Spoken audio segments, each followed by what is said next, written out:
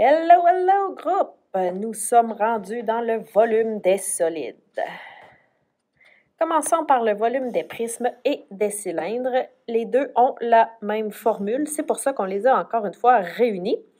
Donc, la formule du volume d'un prisme et de cylindre sera toujours l'aire de la base fois la hauteur.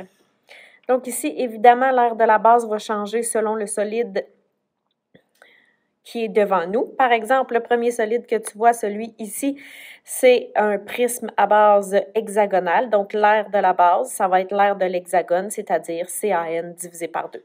Le deuxième solide, le cylindre, bien, sa base, c'est un cercle. Donc, le R de la base sera pi R2, ainsi de suite. Allons-y avec quelques exemples. Donc, si on commence par le premier solide, le A, on se rend compte, c'est un cylindre. Ça veut dire que son volume sera l'aire de la base fois la hauteur. Comme c'est un cylindre, sa base, c'est un cercle. Son aire de la base sera donc pi R2 fois la hauteur du cylindre. Et je te rappelle que la hauteur d'un prisme ou d'un cylindre, c'est toujours la ligne qui va venir séparer les deux bases. Dans ce cas-ci, c'est celle-là ici, c'est le 5 cm. Lorsque la formule est écrite, on vient remplacer toutes les données que nous connaissons. Donc, le rayon, il vaut 4 et la hauteur, elle vaut 5. Ce qui nous permet par la suite de calculer le tout. Nous obtenons un volume de 251,33 cm3.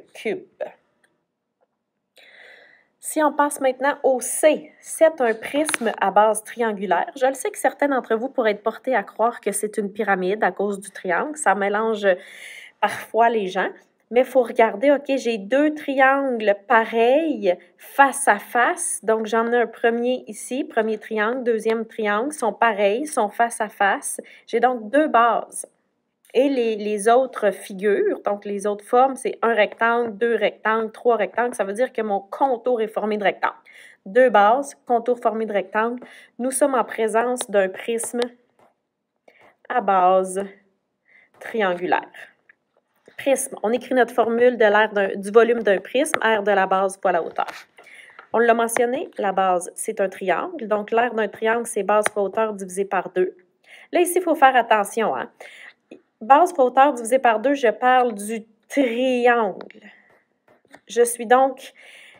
La base, c'est la base du triangle. La hauteur, c'est la hauteur du triangle parce que je suis en train de calculer l'aire du triangle. Tandis que le deuxième H de ma formule, c'est la hauteur du prisme. C'est la ligne qui sépare les deux bases.